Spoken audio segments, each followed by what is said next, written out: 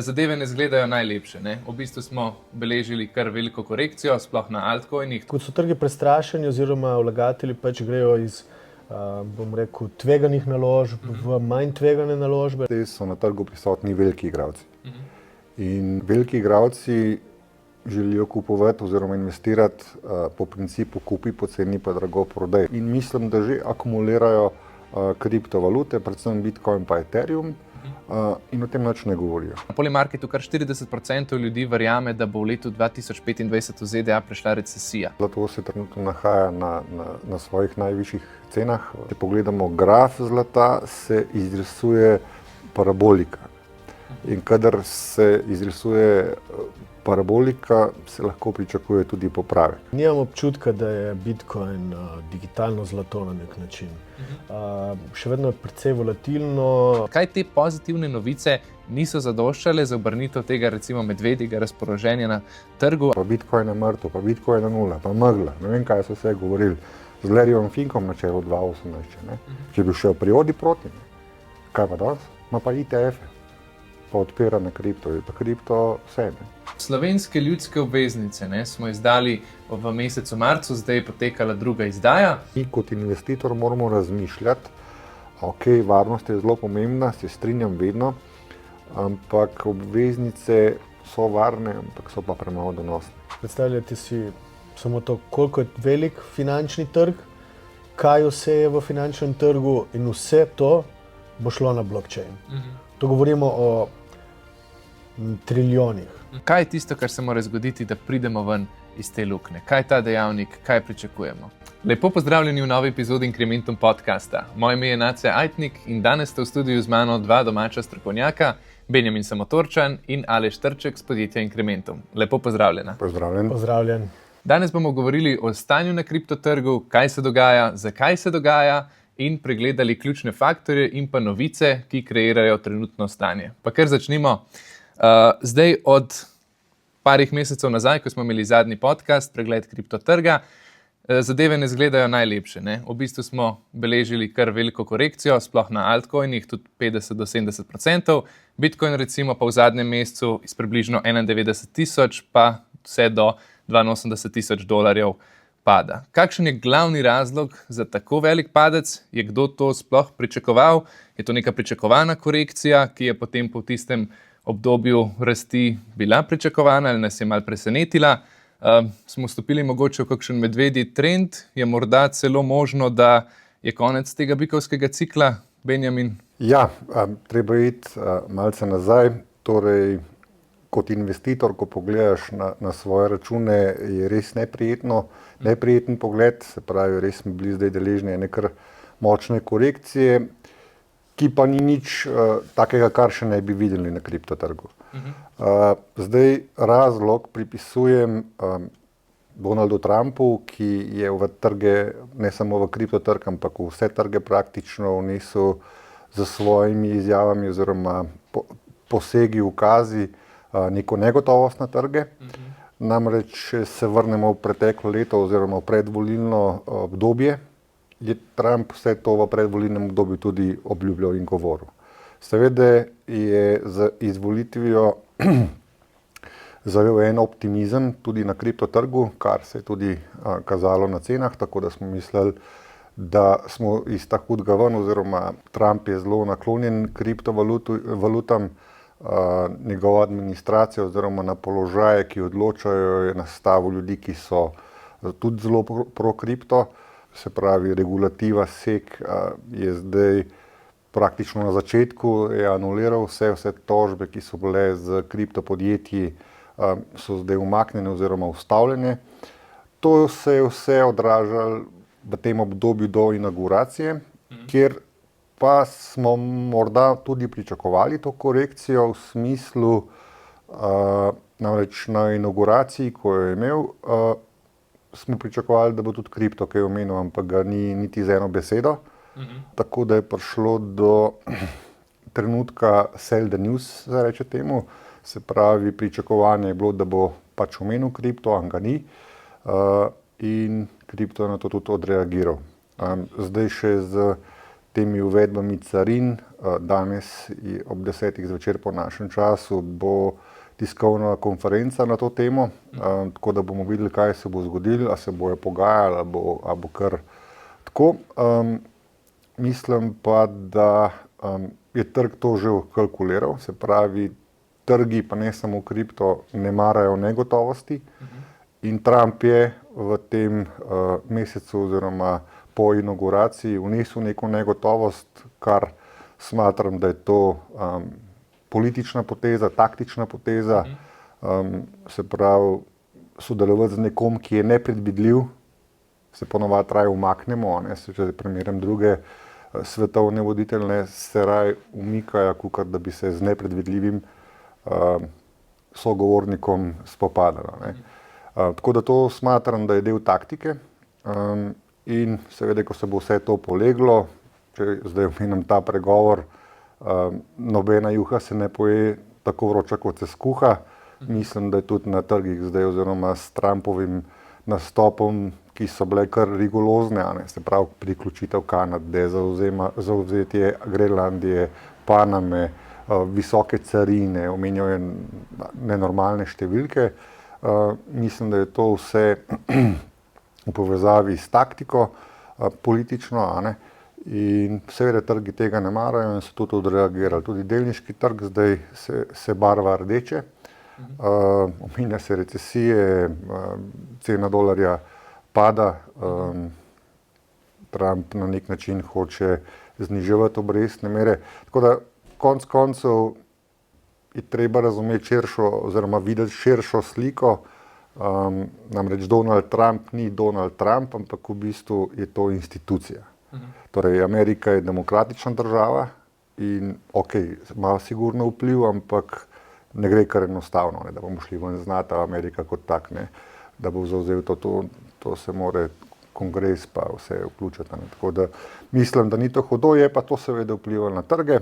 Zdaj, kot dolgoročni investitor, me nič ne boli, ker v bistvu tehnologija v zadju se nemoteno razvija oziroma še z večjo hitrostjo, tako da je bi treba sam potrpežljiv in pa mogoče še kaj dokupiti za tiste, ki pa še niso kot investitorji v kripto, imajo pa zdaj tudi lepo priložnost, da vstopajo po 50% diskontu, če lahko tako rečem. Se pravi, Benjamin, ti meniš, da je v bistvu Donald Trump potem tisti, ki je odgovoren za trenutno dogajanje in stanje na kriptotrgu, pa tudi na finančnih trgih. Aleš, mogoče se strinjaš tukaj, kaj bi kaj dodal? Tako bom rekel, Donald je sigurno opravil svoje, kaj pač govori, so pa trgi reagirali. In ko trgi reagirajo v taki prodaji večinoma teh assetov, torej delnic, kriptotrga, ostali vlagatelji tudi pol sledijo, ker enostavno seveda strah je na trgu, negotovost je tle. In iz tega razloga pol enostavno težko bo zdaj ogromno nekih dobrih novic, ki bi lahko prinesle to, da bi trg obrnil smer. Stvari se morajo poleči na nek način, stabilizirati, pa pol seveda bomo videli, kako bo šla zadeva naprej. Se pravi, Benjamin je tudi omenil trenutne globalne makroekonomske dejavnike. Recimo obrestne mere, imamo tudi padajočo vrednost ameriškega dolarja, hkrati pa se tudi povečuje globalna masa denarja. Čeprav načeloma to so pozitivni dejavniki, ponavadi za finančne trge, ampak kljub temu so zdaj večinoma časa v rdečem. Zakaj je temu tako? Kljub tem načeloma pozitivnim dejavnikom, Aleš, kaj meniš? Pravim, tako gospodarstvo in celoten finančni sistem je zelo kompleksen in rabi čas, da se stvari nekako sestavijo, bom rekel. Definitivno to, da pač likvidnost prihaja noter, torej pač global market oziroma M2 supply. To se mi zdi zelo dobro. Zlato recimo dobiva na ceni, kar se mi zdi tudi zelo dobra zadeva. Kot pa rekel prej že Benjamin, to je lahko neka taktika, glede na to, da Združene države Amerike zdaj želijo rebalansirati pač njihov dolg, oziroma refinancirati, dolg, in to je lahko neka taktika, ki pripelje do tega, če seveda bo celotna zgodba šla v pravo smer. Torej pomeni pač, da bodo vlagatelji šli v obveznice, kar lahko pripomore do znižanja obrestnih mer in seveda ponovno v nek spuščanje obrestnih mer, da lahko pol pač enostavno trgi ponovno poskočijo pol gor. Ne? Se pravi, velikokrat sem tudi že slišal, da to Trump dela na laž. Tudi se mi zdi, da si to zdaj omenjal. Ampak zakaj bi namenoma zaviral gospodarsko rast? Zakaj bi s temi carinami nekako agitiral finančne trge in sploh kriptotrg? Kakšen je to dolgoročen cilj potem Trumpa in njegove administracije? Zakaj zdaj tako močno zavirajo navidezno globalno rast in pa njihov gospodarski razvoj? Se ne vem, če je to dolgoročen cilj, se mi zdi bolj kratkoročen. No? Se pravim, ko so trgi prestrašeni oziroma vlagatelji pač grejo iz, bom rekel, tveganih naložb v manj tvegane naložbe, ne? Pripelje do tega mehanizma, da več ljudi vlaga v obveznice, kar tudi državne obveznice, kar lahko pripomore k temu, da spuščajo obrestne mere enkrat, ko pač je toliko ljudi oziroma toliko kapitala prišlo notri v obveznice. Ne? Spuščanje obrestnih mer pa seveda bo sprostilo več nekih sredstev, poceni denar na nek način, ne? Kar ponavadi pripelje k temu, da ponovno tvegani trgi začnejo rasti. Ne? Torej pač, da se denar preliva ponovno v bolj tvegane naložbe, ne? Kar so delnice pa kripto v tem primeru. Benjamin, kaj ti misliš, se Trump za nalaž poslužuje teh prijemov? Beseda za nalaž prava, ne vem. Še enkrat bi omenil, da je to z Donaldovega oziroma z ameriške administracije taktično. Namreč spomnimo se spet predvolilnega obdobja, kaj je Trump obljubljal. Trump je zelo naklonjen kriptovalutam, tudi sam jih poseduje, sinovama je ustanovil firmo, zdaj še eno na novo, ki bo rudarila Bitcoin. In treba je gledati sliko zdaj drugače. Kriptotrg se spreminja v smislu kapitala oziroma prihoda novega kapitala, zdaj so na trgu prisotni veliki igralci. In veliki igralci želijo kupovati oziroma investirati po principu kupi poceni pa drago prodaj. Pač ta finančni svet oziroma investicijski svet poteka tako, da veliki kupujejo poceni, mali drago in potem, ko se zadeva obrne, veliki prodajajo pa mali kupujejo. Ne? Tako da zdaj so na trgu prisotni veliki vlagatelji, tudi razumem Trumpa, zato se mi zdi, da je zelo taktično nastopil, da na inauguraciji ni omenil kripta z eno besedo, trg je odreagiral in zdaj so oni modro tiho in mislim, da že akumulirajo kriptovalute, predvsem Bitcoin pa Ethereum, in o tem nič ne govorijo. Se pravi, trg je zdaj beležil močno korekcijo, kar pomeni, da so si pripravili trg, da lahko poceni vstopajo. Slej, ko prej bojo prišle tudi pozitivne novice, kot naprimer zdaj bo pa Amerika čez 2 meseca začela kupovati bitcoine in potem bojo mali vlagatelji naskočili, če lahko tako rečem, kriptotrg, medtem ko bojo oni pa že unovčevali svoje dobičke. Ampak kljub temu, da Trump takrat kripta ni omenil, se je vmes kar nekaj zgodilo v prid kriptovalutah v ZDA. Recimo so sprejeli Bitcoin strateške rezerve, tudi ta njihov digital stockpile, se pravi, da tudi ostale kriptovalute prihajajo s časoma v rezerve, zaenkrat samo tisto, kar imajo že odprej, torej zajeto od raznih kriminalnih dejavnosti, ampak tudi raziskujejo možnosti, kako bi s čim manj davkoplačevalskega denarja nekako povečali te rezerve, kar pa je načeloma pozitivno za kriptovalute. Sicer zaenkrat še ni nobenih načrtov, da bodo kupovali, mogoče zdaj že vmes, ko tega govorijo, da ne kupujejo, vstopajo na trg, se ti zdi tako mogoče? Ja, zdaj, kar se tiče državnih rezerv Amerike, če gremo malo bolj v drobovje Amerike, države. V Ameriki so že recimo v decembru sprejemali zakonodaje, kako bojo svoje rezerve investirali v kripto, ker ne rabijo potrditve od kongresa. Zdaj Amerika overall, tudi decembra že Sinte Lumis pripravi akt, ki veleva oziroma ki pravi, da bo Amerika v naslednjih 5 letih investirala v 1 milijon bitcoinov z državnimi rezervami za pokrivanje javnega dolga čez 20 let. Aleš, končno smo dobili te Bitcoin strateške rezerve v ZDA. To je res nepredstavljiva novica. Še 5 let nazaj si niti predstavljali ne mogli, da bi do česa takega prišlo, ne? Zdaj pa kar naenkrat smo tukaj. Ne? Kako to, da ni trg poskočil? Kako to, da nismo kar naenkrat na precej višjih cenah? Ja, imam občutek, da večinoma ljudi kateri so zdaj v kripto, so čakali na to novico, pa na to potrditev. In da seveda, ko bo Trump to podpisal, da bo pač cena Bitcoina šla gor. Ne? Ampak cena Bitcoina bo šla gor, pač, ko bodo ljudje začeli denar investirati. Po moje, ta novica lahko je dobra novica za trg, za prihodnost, mogoče za dati vedeti tudi drugim državam, da pač Združene države Amerike so tu, že prisotni na ta način, ampak še vedno tu rabimo čas, ne? Rabimo pač primere. Recimo zdaj ZDA so lahko nek primer konkreten, kateri lahko vodi do množičnega sprejemanja tega v drugih državah. Definitivno pa ne vidim to kot neka super zadeva v tem, da bo zdaj pač ljudje kupovali Bitcoin samo zaradi tega. Ne, torej ta novica mislim, da je lahko pozitivna, ampak vidimo, da itak se ni izkazalo kot ne vem kakšna novica, zato da bi pa zdaj cena Bitcoina kar poskakala gor. No. Kakšno je pa trenutno zaupanje v finančne trge med vlagatelji in potrošniki? Glede na porast pesimizma, namreč recimo na Polymarketu kar 40% ljudi verjame, da bo v letu 2025 v ZDA prišla recesija. Te besede že kar dolgo časa nismo slišali, zdaj pa kar naenkrat povsod. Kako se obnašajo vlagatelji, kakšne odločitve sprejemajo v teh časih, ko se govori spet o recesiji? Ja, zadnje čase opažam tudi jaz, da je kar ogromno govora o potencialni recesiji.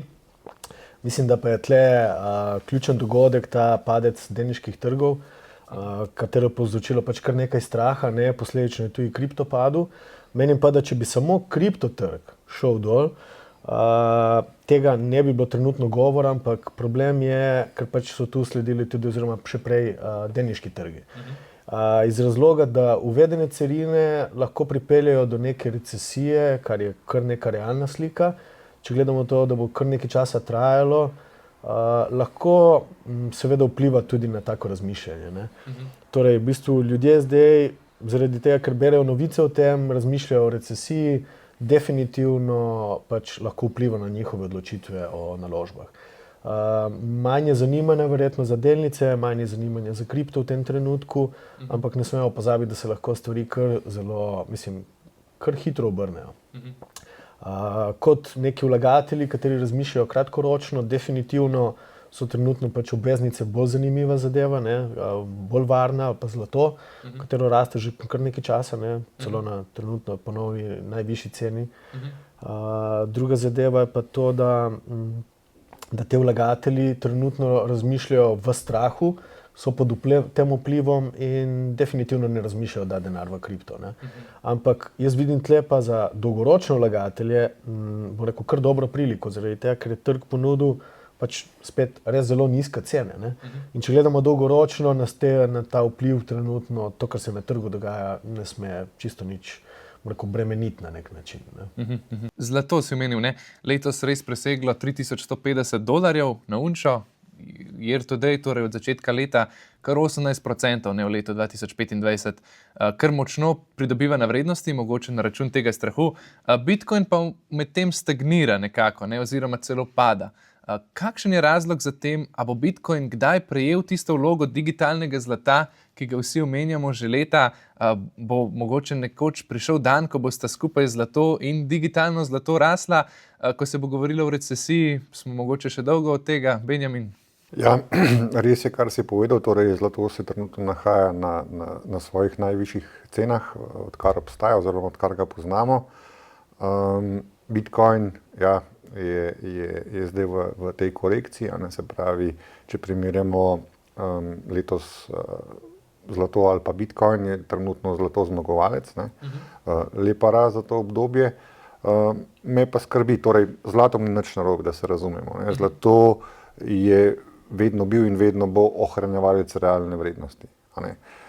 Kljub temu, da se zdaj nahaja na all-time high, me skrbi, ker če se vrnem na tisto prej, kar smo na začetku govorili, da tudi veliki vlagatelji oziroma velike institucije so prisotne na trgu zlata, predvsem države, ker tudi svoje rezerve investirajo v zlato. ampak zdaj, po moje, ne kupičijo zlata po rekordnih cenah. Ne. Se pravi, zdaj retail vlagatelji, ko vidijo zelen graf na zlatu, zdaj investirajo. Tako pač je. Me skrbi, ker se, če pogledamo graf zlata, se izrisuje parabolika. In kadar se izrisuje parabolika, se lahko pričakuje tudi popravek. Zaenkrat temu popravku še ni videti zaradi pač geopolitičnih razmer. Zlato je tudi pridobil na račun vojne, se pravi te negotovosti, ker to je značilno, da se takrat vlagatelji umikajo na varno, ne, ker za zlato boš vedno nekaj dobil in za zlato me ne skrbi dolgoročno, bo vedno obstajalo, je tudi v omejenih količinah, tako da stoletni donosi zlata so pokazali, da je zlato ohranjevalec realne vrednosti, se pravi zaščita pred inflacijo. Vmes pa so tudi obdobja, ko se lahko zlato uporablja tudi za plemenitenje, recimo v tem obdobju. Če se pa vrnemo nazaj recimo na prejšnjo njegovo najvišjo ceno v letih tam 2010 do 2013, ko je bila tudi unča že preko $2000, potem v letu 2013 zlato beleži močen popravek, če lahko temu rečem tako, več kot 50%. In potem je zlato kar 11 let potreboval, da je prišel nazaj na začetno, recimo, če je nekdo leta 2012 investiral, da je prišel nazaj na vložek. Se pravi, je manj volatilno, tako da tudi te popravki, ko pride do popravkov, trajajo dlje časa. Zdaj od tukaj naprej je pač naredil eno lepo rast, ne. Tako da overall, ne, če gledamo zdaj inflacijo od 2010 pa do 2024, ne, je bila inflacija nekaj 40%, tako da zlato je pokril inflacijo. Vmes je pa bilo obdobje, ki pa ni, ne, recimo, ko je bil minusov nekdo, ki je 2010 recimo investiral v zlato. Tako da še enkrat, zlatom ni nič narobe, je dobra, pametna naložba in vsekakor tudi priporočam, da en del denarja, ki je namenjen investiranju, govorim za male vlagatelje, tudi v zlato.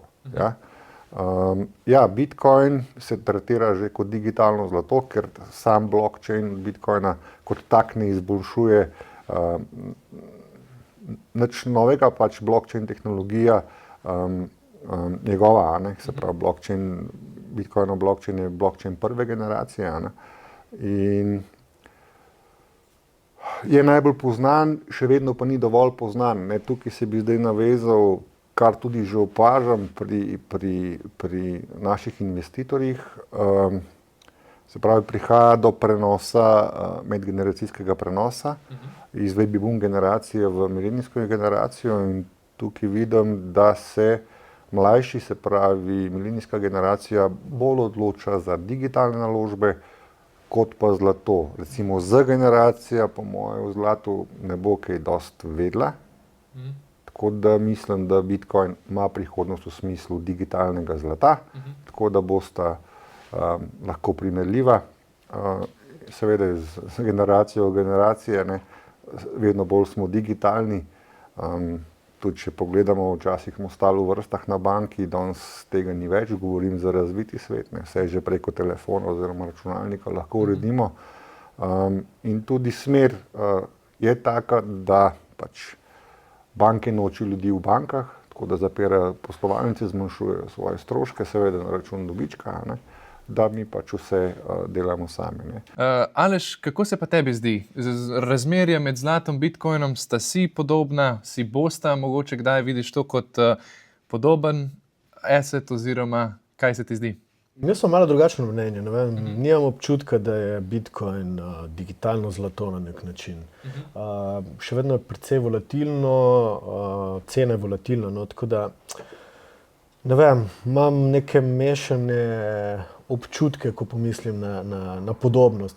Definitivno ima Bitcoin še kar nekega potenciala za več ljudi, torej da več ljudi vstopi v ta sistem, da stestirajo, da vidijo, kako to izgleda, ne, da dobijo občutek, da zadeva funkcionira in funkcionira že 15 let.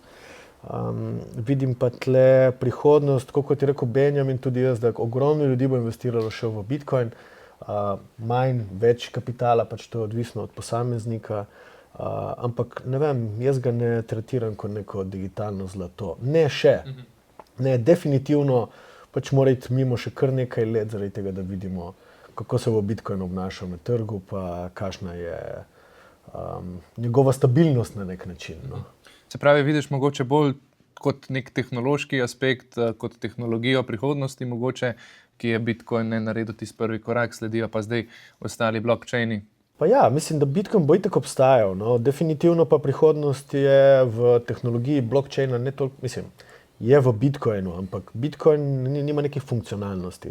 Ne, tako da vidim v tej tehnologiji še ogromno nekega razvoja, stvari, kateri danes verjetno sploh si ne moremo predstavljati, ampak zaradi tega želim z vsakim, katerim govorim, razlagam o blockchainu, zaradi tega, da ljudje poskusijo to tehnologijo, da imajo stik z njo, da imajo neko izkušnjo, da razumejo, zaradi tega, ker lahko rečemo, da že te, ki so danes prisotni, recimo 10 let v kriptu, so zelo v prednosti pred drugimi. Ne? Zdaj so tu še institucije zraven. Ne? Tisti, ki bo danes začel rokovati z blockchainom, bo čez 10 let vedel toliko, koliko ve danes nekdo, ki je že 10 let noter, ne? Kateremu daje veliko prednost. Čez 10 let vedeti ogromno o blockchainu, pa imeti že izkušnjo, pa poznati to tehnologijo, pa rokovati s tem, razumeti neke osnove ali pa že neke napredne zadeve, se meni zdi ogromna prilika. Ne? Tako da tudi za 40, 50, 60 letnika neko izkušnjo lih dajte poskusiti. No? To je neko moje sporočilo v tem. Naj jih ne bo strah, seveda, ne pomislijo na varnost, naj ne vlagajo sredstva zdaj, ne vem, prevelike denarja, pa se s tem igrajo. Ne poskusijo to na kakšnih testih, z manjšimi nekimi količinami, mogoče samo stabilnimi kovanci, kateri so lahko tudi dobra izkušnja pri plačevanju, pa kaj podobnega. No? Da malce testirajo, kako in kaj nas čaka v prihodnosti. Super, zdaj pa malo mogoče na še drugo tematiko. Slovenske ljudske obveznice smo izdali v mesecu marcu, zdaj je potekala druga izdaja. Država naj bi izdala 250 milijonov evrov teh 3-letnih obveznic, z 2,75% obrestno mero. Vpisali seveda so vse. Mene pa zanima, kaj to pomeni zdaj za slovenske vlagatelje, sploh za vlagateljsko klimo. Očitno se mogoče ta kultura v Sloveniji tudi malce bolj razvija. Kaj to pomeni kljub nestabilnih stanjih na finančnih trgih, še vseeno je želja nekako po vstopu v finančne produkte. Kaj se vam zdi, Benjamin, mogoče? Ja, vsekakor. Tudi obveznica je en segment finančnega trga, ki pač ponuja investicije. Sicer zdaj obresti so tudi temu primerne na račun varnosti, torej slovenska država je zaenkrat stabilna, varna, gospodarsko in ekonomsko. Tako da 2,75 je neka nagrada za, bom rekel, relativno majhno tveganje. Seveda pa ta nagrada, po moje, v 3 letih ne pokriva inflacije, čeprav zdaj je inflacija na stopnji, ki je zmerna. Ampak glede na to, kakšna je monetarna politika v smislu centralnih bank, sploh evropske, ki bo zdaj na trg dala recimo za oboroževanje novih 800 milijard. To vsekakor bo vplivalo na inflacijo, ki jo zdaj mogoče ne čutimo, ampak spomnimo se, kako je bilo v recimo koronskem obdobju, ko je bilo gospodarstvo praktično za 2 meseca ustavljeno, vsi avioni so bili parkirani, vse ladje zasidrane. Denarja nam ni manjkalo, zato ker ga je Evropska centralna banka printala praktično neomejene iz manj kot nič. Tudi obrestne mere so bile negativne, tako da je tudi posojala za ston denara praktično. In videli smo, kaj so trgi takrat naredili, predvsem kripto, ki je beležil enormne donose, ker govorimo o nekaj kratnikih, če smo bili pravilno investirani. In seveda, kaj se je zgodilo na račun spet centralnih bank po koronskem obdobju. Hiter nagel dvig obrestnih mer, konec printanja denarja, s čim smo se soočali z visoko inflacijo, ki je bila v določenih mestih tudi 10-20%, realna, bistveno višja. Tako da v tem obdobju 2,75 ne pokriva. Mi kot investitor moramo razmišljati, Ok, varnost je zelo pomembna, se strinjam vedno, ampak obveznice so varne, ampak so pa premalo donosne. Ne? Z tega vidika, ja, 250 milijonov so jih upisali, ampak gledajte, 25 milijard, preko 25 milijard imajo Slovenci na bančnih računih, na depozitih, in kaj je 250 milijonov v primerjavi s 25 milijardami ni. Je pa to en pokazatelj, da ljudje, in tudi to opažam splošno, razmišljajo o investiranju. Zdaj ta investiranje ni več nek bav, ampak ljudje so že bolj osveščeni, da je treba investirati, se zaščititi pred inflacijo, in mislim, da se vedno bolj tega zavedajo. Se pravi, če ima nekdo 100.000 evrov na bančnem računu od leta 2010, je danes to vredno še 60.000 evrov. Sicer številka je še ista, ampak se zavedajo tega vedno bolj. O inflaciji se je govorilo zelo veliko, smo se soočili z inflacijo, zdaj je v zmernih odstotkih, mislim, da nekaj manj kot 1% trenutno, ampak to še zmer pomeni, da je. Me razumete? Za 1% se je od zadnjega leta vse podražilo, oziroma je denar izgubil svojo vrednost. Prišla bojo pa obdobja, zdaj se bo spet začel tiskati denar, v Evropi se že tiska, mislim, da Amerika sploh prej, ko si že omenil recesijo, ko centralna banka sliši R od recesije, že začne printati denar. Do zdaj so zmeri tako centralne banke odreagirale, tako da se tudi na račun tega, recimo delniški trg po zadnji krizi 2008-2010 še ni znašel v nekem prelomu. Bile so manjši popravki, se pravi to koronsko obdobje, ki je bila, je bil nek popravek, ampak ko se denar printal, je vse šlo, to trgom prija, in takrat, ko je globalna likvidnost v vzponu, se pravi se povečuje, je to zelo ugodno za vlagatelje oziroma za riskovne naložbe. In tudi zdaj, če bi pogledala graf globalne likvidnosti, kjer se recimo kriptotrg oziroma Bitcoin giba enako, kot se giba graf globalne likvidnosti, in globalna likvidnost je od novega leta beležila padec in tudi Bitcoin je odreagiral na ta padec. Seveda grafa, če bi zdaj primerjala, se pravi zaostaja Bitcoin za nekaj 70 do 90 dni, ampak če zdaj pogledamo graf, je že močno obrnil navzgor. Tako da jaz mislim, da so trgi pripravljeni na novo rast, na daljno rast, tudi delniški. Seveda je pa mogel priti do nekega šuma, popravka, in to je treba samo preživeti in spet bomo nasmejani. Kljub padcu cen na kriptotrgu, pa smo videli kar nekaj spodbudnih novic iz sveta kripta. Recimo ameriški SEC, kot smo že prej omenili, omaknil kar nekaj odmevnih tožb proti kriptopodjetjem, sploh recimo Ripple prejšnji mesec. Japonska tudi je kriptovalute pravno opredelila kot finančni produkte, in tudi Brazilija razmišlja vključiti Bitcoina v svoje državne rezerve. Zakaj te pozitivne novice niso zadoščale za obrnitev tega recimo medvedjega razpoloženja na trgu, ampak kljub temu so to pomembne zadeve za kriptovalute, za blockchain dolgoročno? Kaj lahko te zadeve vplivajo dolgoročno ali ne, Aleš? Lahko, definitivno lahko vplivajo. Dolgoročno, jaz mislim, da moje mnenje je, da kar je SEC zdaj spustil oziroma popustil na nekih tožbah, se mi zdi pozitivno za kripto, zaradi tega, da lahko kriptopodjetja normalno funkcionirajo, normalno razvijajo in razmišljajo o tem, kako se bodo mogli braniti, ali pa nekateri, da bodo šli celo v zapore, pa razne tožbe, pa ne vem, kakšne problemi še, se lahko zdaj sprostijo, verjetno, in razvijajo to tehnologijo naprej v nekem normalnem okolju. Se mi zdi to ključno za nek zdrav trg na nek način, Zdaj, zakaj trg ni odreagiral? Ja, mogoče smo preveč navajeni že odprej, da za vsako neko pozitivno novico trg odreagira zdaj navzgor. Zdaj navzgor se več ne dogaja se pa navzdol. Torej, ko pridejo pa slabe novice, definitivno kriptotrg odreagira zelo hitro z neko odprodajo. Zakaj se to dogaja? Ja, pač tak trg je na nek način. Ampak če se vrnem nazaj na tehnologijo, se mi zdi pa to super okolje, globalno gledano, za razvoj te tehnologije. Tokenizacija, vidimo primer stabilnih kovancov, kateri je najboljših primerov v bistvu, kaj kripto je tudi.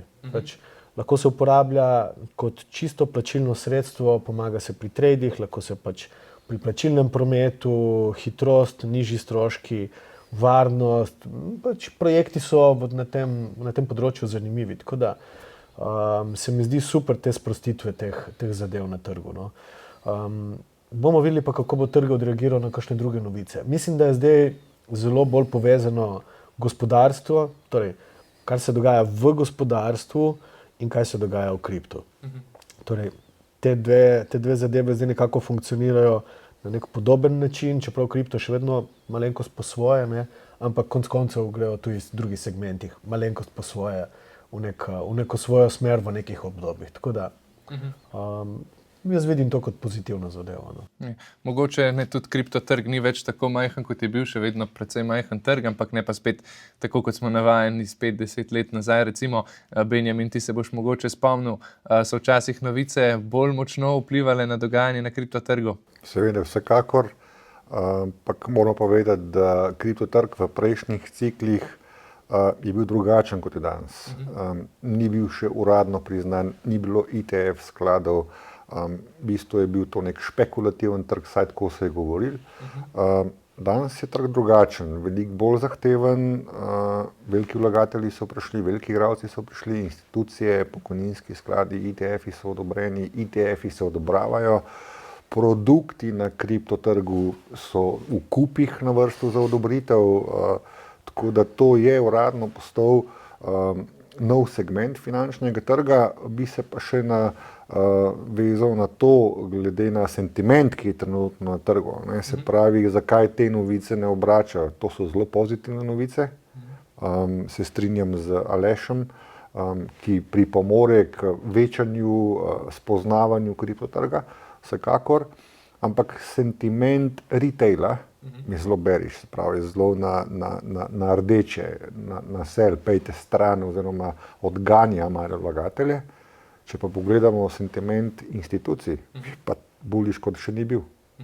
Se pravi, veliki investitorji zdaj nastopajo na trgu, vstopajo na trg, absorbirajo, akumulirajo kriptovalute, modro so tiho, ker sem že prej povedal, kakšen interes imajo, male pa pač silijo v obup. Tako da večji, ko bo postajal market cap kriptotrga, manjša bo tudi ta volatilnost, se mi zdi. No. Vsekakor pa bo obstajala in na kripto je momentalno največja. Ampak pri vsaki novi zadevi je volatilnost na začetku zelo visoka, ker se ne ve, kako pa bo to, kako pa bo. Ne. Se pravi, mali investitor še ne razume kripta, kako bo to naš vsakdan, ne, čeprav praktično že.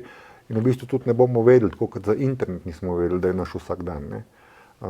In blockchain je druga internetna revolucija, oziroma če tukaj omenim Jeffa Bezosa, ne, ki pa je bil vizionar takrat, on je pa rekel, vsi bojo kupovali prek interneta. Jaz bom odprl, ustanovil podjetje Amazon, se pravi spletno trgovino. Kje je danes? Drugi najbogatejši človek na zemlji. Pač je bil toliko vizionarski, ne, danes vsi uporabljamo in vedno več, danes odprite spletno trgovino, ja, se v te borili, ne, takrat je bil prvi. In če gledamo delnico, ki je bila izdana leta 97, ja, enako se je gibala, kot se danes recimo giba kripto, enako.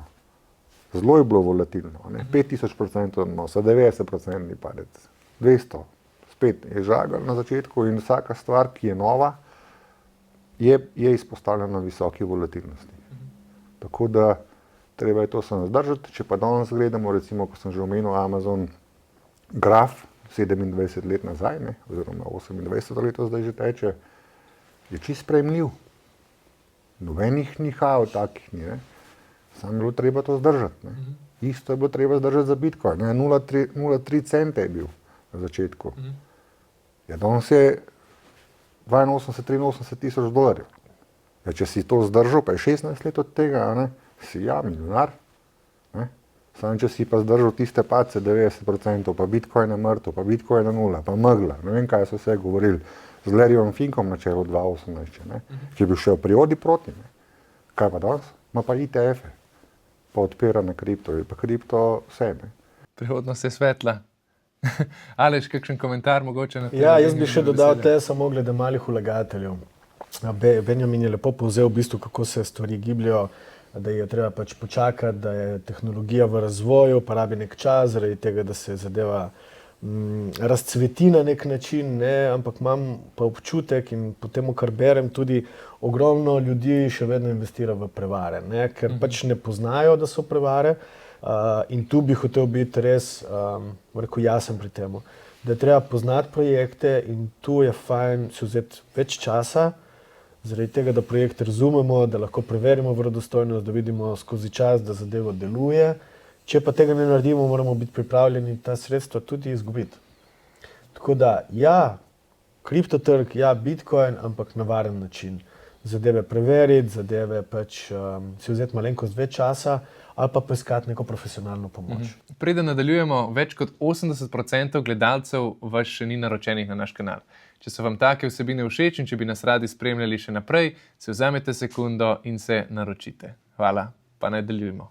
Aleš, mogoče midva pokomentirava nedavni incident na decentralizirani borzi Hyperliquid. Tisti, ki so mal v decentraliziranih financah, so sigurno slišali, no pa tudi ostali kriptaši. Kaj se je zgodilo, bi znal razložiti, zakaj bi to mogoče omajalo zaupanje vlagateljev v decentralizirane finance? Ja, Hyperliquid je platforma za decentralizirane trade, kjer v bistvu lahko, rekel, tudi večji whali, torej večji imetniki kriptovalut, vlagajo noter, pa v bistvu tradejo z vzvodom. In se je zgodilo, da ta platforma ima zdaj že nek renome, veliki whali tradejo tam z močnimi vzvodi. V prejšnjih mesecih se je kar sledilo določene akterje. Zdaj pa je očitno prišlo do nekega strateškega napada na to platformo. In sicer en akter je odprl pozicijo, torej stavil je, da bo Jelly, torej nek meme coin padel. Istočasno odprl dve pozicije, da bo pač cena šla gor, ne? In problem je nastal, ker ne poznamo celotnega ozadja, ker težko preverimo, kaj se je na celotnem trgu v tistem trenutku dogajalo s tem kovancem. So še druge centralizirane te menjalnice pač listale gor, torej so dali kovanec na voljo. Zdaj so te akterji ali skupina akterjev istočasno porivali ta kovanec gor, torej da so kupovali, ne vemo. Definitivno pa se je zgodila ena zanimiva stvar, torej ko se je ta cena tega meme coina začela dvigati in to kar konkretno za 500% v zelo kratkem času, se je zgodila likvidacija te pozicije, katero je imel ta prvi akter v nastavo, da bo pač cena padla. In glede na to, da je zadeva tako hitro šla gor, seveda je šla iz nadzora na nek način in je to bremenila celotno platformo iz njihovega liquidity poola, torej iz njihovih likvidnih sredstev. In seveda so mogli oni zadevo pokriti, in ker tega niso želeli, ker noben si želi plačati svojega žepa, so validatorji, ki jih je pač dosti manj kot na kateri drugi platformi, so se odločili da v bistvu bojo zadevo ustavili. Torej, ena zadeva, katera na decentraliziranih platformah se ne sme dogajati, načeloma ne.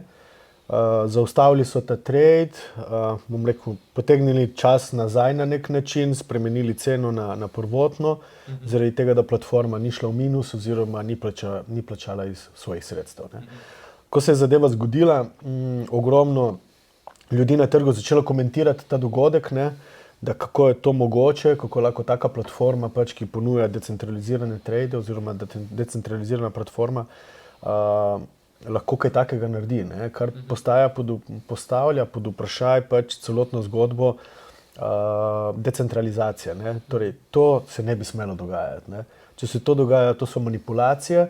Zdaj, kaj je bil namen tega napada ali pokazati, da je to neka ranljivost, sigurno lahko neka dobra zgodba, ker pač naj bo to primer, kateri se ne sme ponoviti, ali pa celo boljši nadzor teh decentraliziranih platform, zaradi tega, da se razume, a je res tako, kot govorijo, ne, ali pa lahko oni celo zaustavijo določene zadeve, pa postavijo v prvotno stanje, kar dajmo reče kontra filozofiji pač kriptotrga. Podobno se je zgodilo recimo na Ethereumu, zdaj s tem ni bila ravno v bistvu neke vrste ranljivost, ne sicer same platforme, ampak pri Bybitu, ko so izgubili denar, so se tudi pogovarjali na Ethereumu, če bi prišlo recimo do tega hard forka in bi ta sredstva zbrisali, so se odločili proti, ne, hvala Bogu, ker če pa Ethereum zgubi zaupanje, potem pa je to res en masiven udarec za decentralizirane finance. Tako da tudi tukaj ne, žal mlada tehnologija, ampak to bo treba izpiliti, če hočemo videti neko resnost v tej decentralizirani zgodbi v prihodnosti. No, definitivno. Ena pozitivna novica, no, ker velika zmaga za kripto, vsaj v mojih očeh, BlackRock je pred kratkim izdal svoj tokenizirani sklad Build. Če bi mi lahko, Aleš, razložil, zakaj pravzaprav sploh gre tukaj, kaj je ta Build, kako deluje, zakaj je tako pomemben, vse, kar jaz vem, je to, da je v parih tednih iz nekaj čez 500 milijonov, skoraj na 1,8 milijarde dolarjev vrednosti prišel, kar je res izjemno. Zakaj se gre torej ta zgodba? BlackRock daje vedeti že kar nekaj let, da so mu všeč kriptovalute, katere imajo neko uporabnost in to oni vidijo v Ethereumu, ki ima pač kar nekaj funkcij tam. In so tudi napovedali, da bojo pač želijo tokenizirati, torej pač spraviti v žetone določene, bom rekel, neka sredstva iz realnega sveta. Ne. V tem primeru so naredili to z obveznicami, kar pomeni, da so zakladniške obveznice ponudili na Ethereumu, torej v obliku enega tokena. Token je vezan na ceno dolarja, torej en token, $1, in lahko investiraš dejansko v obveznice, ki jih trenutno upravlja BlackRock preko BNI od Melona, torej preko te banke. Sigurno to ne počnejo sami, uporabljajo podjetje Securitize, to v bistvu jim pomaga pač narediti to tokenizacijo. Ne. To temu, kateri pač zadevo pravim jaz strankam, da je zadeva najbolj zanimiva trenutno, ne, je to, da se bojo pač stvari iz realnega sveta spravili v tokene, torej v neke žetone, in s temi bomo lahko trgovali. Zdaj, kaj se je pa s tem zgodilo, kar je BlackRock naredil? Ja, v 3 tednih iz 500 milijonov, mislim, da danes smo že na 1,9 ali pa skoraj 2 milijarde, to je pač kar nekaj. Če se vrnem prej na kar se je dogajalo, je to, da sredstva grejo iz delnic v obveznice, zaradi tega ta sklad trenutno verjetno kar popularen. Ne. Istočasno se pa po moje tudi institucije, ker tu lahko trgujejo institucije, minimalni vložek je $100,000, tudi testirajo po moje na nek način, kako zadeva funkcioniranje, super trenutek mogoče za to početi. Ne. Pač ugodne razmere na trgu, zadevo postavlja BlackRock, kar je pač zaupanja vreden na trgu, in se zdaj zadevo testira na nek način. Ampak tu je prihodnost, ne? Ker menim, no, vsaj po analizah, da bo pač ta RVA, kot se jim reče, torej sredstva iz realnega sveta na kriptu, torej na blockchainu, v naslednjih 5-10 letih postala kar eno vodilnih panog na kriptotrgu. Ne. Torej, pač čisto vse bo na blockchainu, od nepremičnin do obveznic, delnic, verjetno muzika, verjetno avtorske pravice, pač en kup nekih zadev. Ne, se pravi, določene stvari si niti ne moremo predstavljati, ker si rečemo, ok, nismo še tam, ampak to je tu za vogalom na nek način. No. Ja, to je tudi en res zanimiv segment, ne, blockchaina in kriptotrga.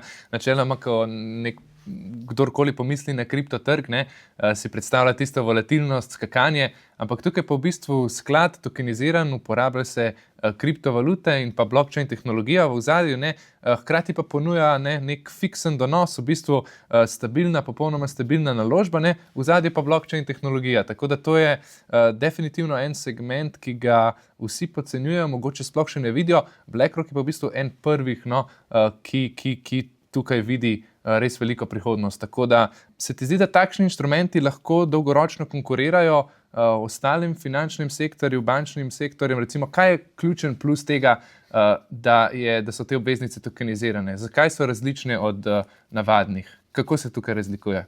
Razlikujejo se prvo o hitrosti prenašanja, torej lahko se trgujejo 24 ur na dan, brez omejitve, brez posrednikov, plača se kar nekaj manj stroškov, kot recimo bi šli preko neke borzno-posredniške hiše.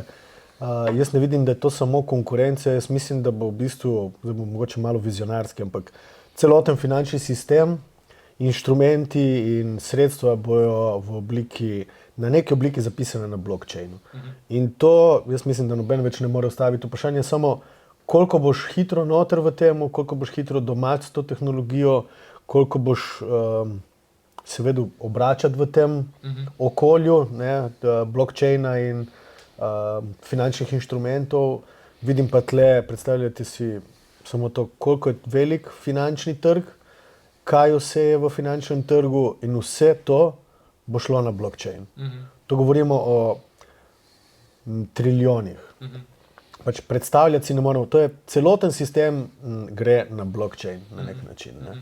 Za določene stvari bojo prej, določene kasneje, rabimo čas, ampak definitivno je to smer in BlackRock to zelo dobro ve. No, povedali smo kar nekaj pozitivnih, tudi negativnih novic danes na kriptotrgu. Stanje je tako, kakršno je, jutri noben ne ve, kakšno bo, gledamo pa seveda na zadevo dolgoročno. Jaz bi pa naredil zdaj mogoče eno vajo z vama. Jaz se bom dal v vlogo 2 vlagateljev, pa mi dajte vidva vsak en nasvet za to, kaj naj trenutno, kako naj razmišljam, kako naj se obračam. Recimo, da sem že prisoten na trgu, Benjamin, ta primer je zate, investiral sem v začetku leta, recimo decembra, pa so mi zdaj sredstva nekoliko padla, recimo za 40-50%, mogoče še več. Kaj naj zdaj storim? Povej mi, kako mi lahko svetuješ. Super, da si sploh investiral, tudi če si decembra investiral, si zelo dobro investiral, se pravi, si bil še, če lahko tako rečem, pred državami v kriptu, bil si zdaj deležen nekega popravka, kaj je tvoja naloga, da ostaneš miren, če imaš možnost še doložiš, ker lahko vstopaš z določenimi sredstvi še ceneje, kot si decembra vstopil, tako da moj nasvet je, da si miren in pač počakaš, da se zadeva obrne. Ok, super, najlepša hvala, Benjamin. Aleš, zate pa imam vprašanje. Sem vlagatelj, spogledujem se s kriptotrgom, tudi z ostalimi finančnimi trgi, ampak me je trenutno res strah. Res me grabi panika, govori se o groznih geopolitičnih zadevah, govori se o recesiji v Ameriki, govori se o stagnaciji v Evropi, v secesiji nekako Evrope in ZDA. Stojijo mi sredstva na banki, kljub temu me je pa nekako strah, razmišljam, a bi vpisal obveznico, kaj bi storil, povej, kaj bi mi svetoval. Ja, definitivno bi ti svetoval, da razmišljaš, kot razmišljajo najboljši vlagatelji na svetu. Predvsem, kar pomeni vedno Warren Buffett. Ne? Kupuj takrat, ko je strah. Torej, to je odlična priložnost, ko pravijo ljudje, čakal bom, da bo cena nižja, da bom lahko kupil. Ko je cena nižja, je vedno ta občutek strah. In če je strah na trgu, je odlična prilika za nakup. Tako da ti predlagam, da ne čakaš kaj dosti. Sredstva, koliko jih imaš namenjena za kripto oziroma za tako tvegano naložbo, se odloči za vrednost tega, pa naredi naložbo. Pa si miren in samo počakaš, da grejo cene gor. Drugače pa gledamo dolgoročno. Tu ne špekuliramo na mesečni bazi, ali pa na pol leta, ampak gledamo stvari za naslednje 2, 3, 4, koliko bo pač cikl trajal. Ne? Kakšni so pa zdaj prihodnji obeti na kriptotrgu? No? Trenutno vemo, da smo kar v neki luknji, ampak kateri so tisti dejavniki, ki nas bojo v prihodnosti pa potegnili mogoče ven? Kaj je zdaj najpomembnejše, kaj pričakujemo oziroma kaj se mora zgoditi, da nadaljujemo ta bikovski trend, ali ga je konec, smo v medvedjem trendu, to smo že prej povedali. Kaj je tisto, kar se mora zgoditi, da pridemo ven iz te luknje? Kaj je ta dejavnik, kaj pričakujemo? Benjamin. Jaz mislim, da je trg pripravljen na rast, seveda mora priti par indikatorjev oziroma novic, ki bodo sprožile to rast.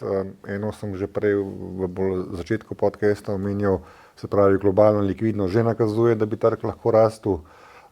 Omenjal si recesijo, se pravi, da če nekdo omenja recesijo, so trgi že rdeči in v bistvu, ko bo recesija, bojo že obrnili, se pravi, so že na dnu. Tako da to je tudi en indikator, geopolitične razmere, ne vem, lahko se umirijo zadeve z Rusijo v Ukrajino, ki so lahko indikator, da trg odskoči. Lahko bo Trump omilil danes svojo izjavo glede carin, da ne bojo toliko rigorozne, kakor jih je napovedoval. Tako da več dejavnikov je, čas mora biti pravi, kdaj ta čas bo, ne vem, ampak mislim, da smo zelo blizu temu odboju. Nekemu zelenemu obdobju na kriptotrgu, nekih lepih donosov. To smo že navajeni, smo že videli iz prejšnjih ciklov. Treba je biti sam potrpežljiv in to je to. Jaz mislim, da se bojo stvari odvile, brez da bi sploh se zavedali kar naenkrat. Verjetno bojo carine prebavljene iz strani celotnega trga, strah bo nekako postal normalen, kot je pač postal normalen tudi v prejšnjem obdobju, recimo, ko je začela vojna v Ukrajini, je tudi bil strah na kriptu. Tako da to se bo vse nekako absorbiralo na nek način, omehčalo, pa verjetno bojo par dobrih novic, v enem trenutku pa bo kripto začel rasti, tako kot se je do zdaj vedno zgodilo. Najboljše stvari v kriptu so se dogajale nepričakovano, kar pa je bilo napoved ali pa pričakovanje neke novice, pa se je to zgodilo, je bilo samo za kratko obdobje, potem je sledila korekcija. Tako da mislim, da smo v tej fazi, kjer se stvari zdaj na nek način umirjajo. Ne? Smo že doživeli ta strah, v strahu smo že nekaj časa, zdaj pa, ko bo prišle stvari ven, oziroma eno jutro verjetno se bomo zbudili, pa bo Bitcoin že konkretno rastel in bo imel neko svoje obdobje ponovno rasti, pa altcoini verjetno bodo sledili. Super, odlično. Najlepša vam hvala obema za današnje izčrpne ogovore. Upam, da ste uživali v našem podcastu. Če vas take informacije zanimajo, bi si mogoče radi še bolj sami podrobno pogledali, morda analizirali stanje na trgu, smo pa za vas v povezavi spodaj v opisu pripeli povezavo do brezplačne e-knjige, v katero smo napisali samo najkonkretnejše informacije, da vam bodo olajšali pot do vaše boljše finančne prihodnosti. Hvala vam za oglede in nasvidenje do naslednjič.